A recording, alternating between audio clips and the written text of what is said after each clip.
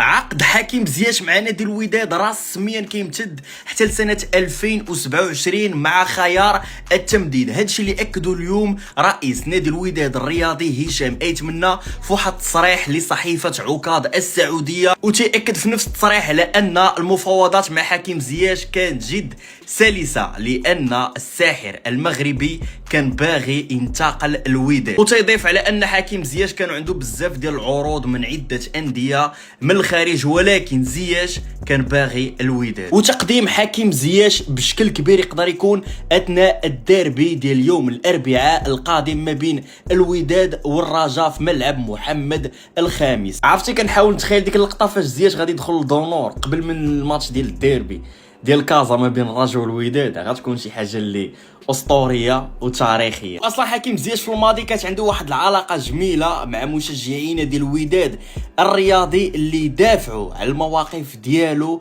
خارج ارضيه الميدان. وحتى زياش كان جاوب الجماهير ديال الوداد فاش ريبوستا على هاد التصويره هادي في مواقع التواصل الاجتماعي الخاصه به. وعوده زياش الى الميادين تقدر تعني العوده ديالو الى المنتخب الوطني المغربي، كيف ما سبق واكد والد الركراكي في تصريحات سابقه على ان الباب مازال مفتوح امام زياش بشرط على انه يلقى شي فارق. وزياش الفارق ها هو لقاه، وغادي يرجع ان شاء الله الفورمه ديالو، وغادي يقدم عروض جميله مع نادي الوداد الرياضي، ونتمنوا له كل توفيق وكل خير، وعلاش لا يكون حاضر معنا في كاس افريقيا القادمه.